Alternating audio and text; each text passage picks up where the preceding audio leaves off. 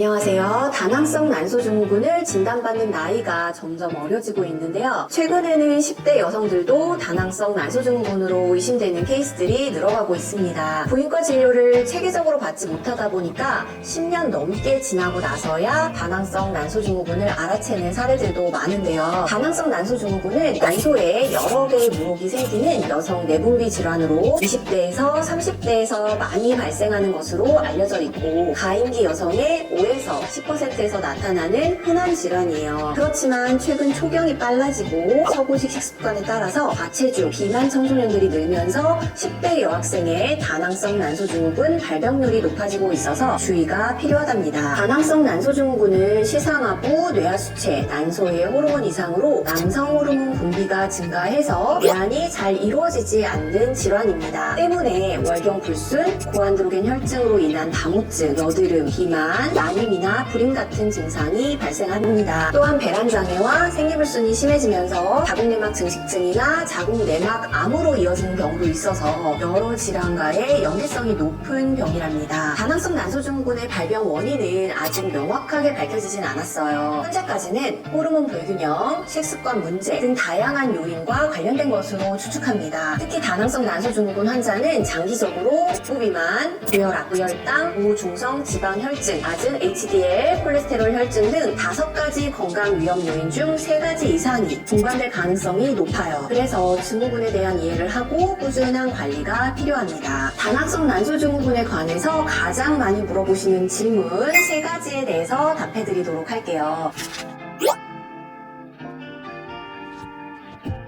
다낭성 난소증후군이 알려지기 시작했을 때에는 비만인 여성에게 발생하기 쉽다고 알려졌습니다. 실제로 당뇨와 콜레스테롤 혈증 등 대사증후군과 접점이 있는 것으로 알려지면서 비만인 여성들이 더 걱정했던 병이었죠. 그러나 실제로 다낭성 난소증후군은 호르몬 문제로 발생하는데 체격이 마른 여성에게도 많이 나타납니다. 그래서 다낭성 난소증후군의 치료법이 다이어트라고 아시는 분들 많으신데요. 결코 그렇지 않다는 얘기를 꼭 해드리고 싶어요. 특히 마른 체형의 여성분이 다낭성 난소를 가진 경우에 그렇잖아도 저체중인데 더욱 다이어트를 하는 잘못된 방향으로 가는 경우들이 종종 있거든요. 이렇게 마르고 왜소한 여성은 다낭성 난소증후군 치료를 위해서 한의원에 방문해서 진료할 때에도 한의학적으로 협증으로 변증하고 난소와 자궁의 기능을 올리고 이열을 보완하는 쪽의 치료가 들어가기 때문에 스스로 판단하고 다낭성 치료를 위해서 절식을 한다든가 운동량을 강하게 올린다든가 하는 등의 잘못된 관리는 하지 않도록 주의가 필요합니다. 임상에서 볼 때 요즘은 다낭성 난소증후군으로 내원하시는 분들 체격만 보면 비슷한 체형과 왜소한 체형이 50대 50가량으로 내원하시는 것 같아요. 나만 이상한 거 아닌가 라고 생각하시는 분들 계시다면 각자 몸의 상황과 난소의 상태가 다르기 때문에 그에 맞게 치료가 제대로 들어가는 게 가장 중요하다고 꼭 말씀드리고 싶어요. 예전에 난임 여성분들을 위한 클래스를 진행하는데 어떤 분이 물어보시더라고요.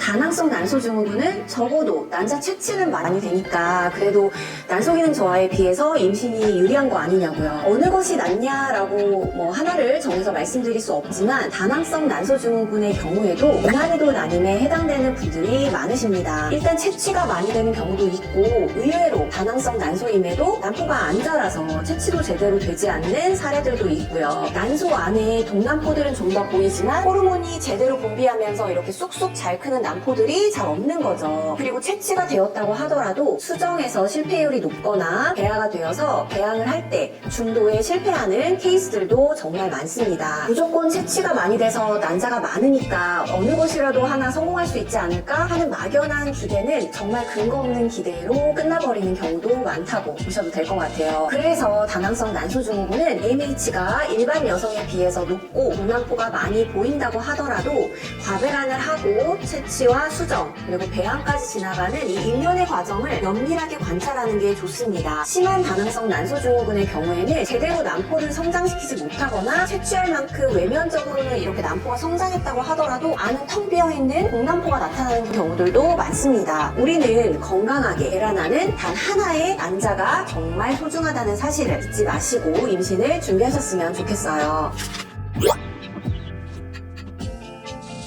다낭성 난소증후군을 일반적으로 산부인과에서 관리할 때 이제 두 가지 길로 나뉘어요. 첫 번째는 임신을 현재 원하지 않는 다낭성 난소증후군의 경우 피임약을 복용하면서 주기적으로 내막을 탈락시키고 겉으로 생리하는 것처럼 보이게 하는 그 패턴을 유지하는 거예요. 두 번째는 임신을 원하는 다낭성 난소증후군은 바베란제를 투여해서 난소에 있는 미성숙한 난포들을 성장하도록 도와주고 배란을 끌어내서 임신을 하도록 도와주는 방식이에요. 그런데 임신의 단기적인 목표가 없는 첫 번째의 경우에 피임약이 다낭성 난소증후군을 제대로 관리하는 방법이 되는 건지 생각해 볼 필요가 있어요. 왜냐하면 피임약은 역설적으로 난소가 제대로 일하지 않도록 만들고 내막의 두께 생성과 탈락도 인위적으로 유지시켜서 어떻게 보면 난소와 자궁이 스스로 기능을 하지 않도록 호르몬제가 적극적으로 관여하는 시스템이기 때문이에요. 그래서 피임약을 먹으면 겉복이 생리는 매달 하지만 난소는 계속 휴식 시간이라고 생각하시면 이해가 쉬울 것 같아요. 문제는 이게 한두 달이 아니고 1년, 2년, 5년 그 이상 계속되는 경우에 그렇지 않아도 다낭성 난소의 특성상 난소 기능이 제대로 발휘되지 않는데 기능을 하지 않도록 인위적으로 오래 만들어 놓으면 더더욱 난포를 생육시키고 성장하고 배란시키는 난소의 그 본연의 기능이 더욱 어려워질 수 있다는 거죠. 한방치료로 다낭성 난소증후군을 치료할 때에는 정반대의 기전으로 가요. 즉 난소를 아무 일도 하지 않도록 하는 게 아니라 다낭성 난소가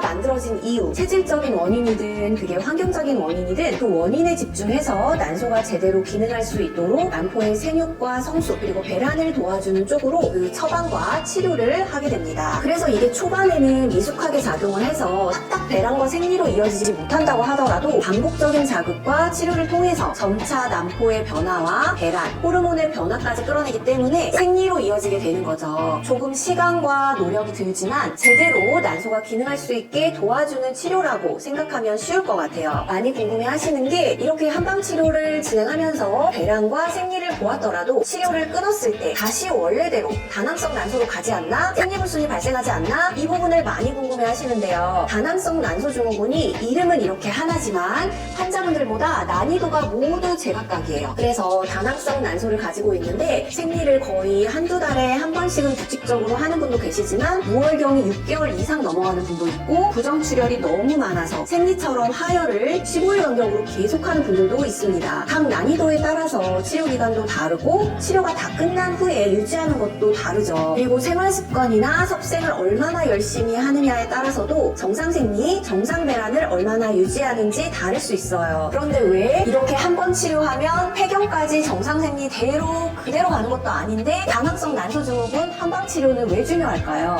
그건 난소가 제대로 기능할 수 있도록 끌어주는 치료라는 점 때문이에요. 난소에게도 회생할 수 있는 시간을 줘야 해요. 난포 생육과 배란을 제대로 해보지 않은 난소는 계속 그 패턴대로 기능하게 됩니다. 다낭성 난소가 호르몬 장애로 발생하고 배란장애, 생리불순이 꼬리표처럼 따라오지만 생식의 축을 바로잡는 한방치료의 자극은 확실히 이 어려운 난소 기능 회생을 크게 도와주는 역할을 해요. 그래서 한 번의 치료로 평생 정상 생리 주기를 유지하기 어렵다고 하더라도 주기적으로 난소의 적절한 반응을 끌어주는 습관을 잡아주는 건 굉장히 중요합니다. 제가 치료를 끝내고 환자분들께도 섭생 관리를 강조하면서 생활하다가 혹시 생리불순이 다시 발생하면 1년에 한 번씩이라도 집중해서 난소 건강 관리를 하도록 원드리는데요. 이렇게 난소가 일을 할 수 있도록 기회를 줘야 한다는 뜻이 있기 때문입니다. 피임약을 10년 이상 먹으면서 나는 매달 생리하니까 다낭성 난소증후군 다 치료된 거지 이런 생각은 크게 잘못되었다는 의미예요. 내가 먹는 음식, 내가 생활하는 모습들, 체질적인 이유와 환경적인 이유가 합쳐져서 지금의 내 몸, 내 건강을 만들죠. 다낭성 난소증후군을 꾸준히 관리하자는 제 얘기도 이런 관리와 관심들이 내 호르몬 대사와 자궁 건강을 잘 유지하게 만들어주기 때문이라는 거 잊지 마시기 바랍니다. 다음 시간에도 여성의 자궁, 난소 건강에 관한 이야기들을 또 나눠보도록 하겠습니다. 감사합니다.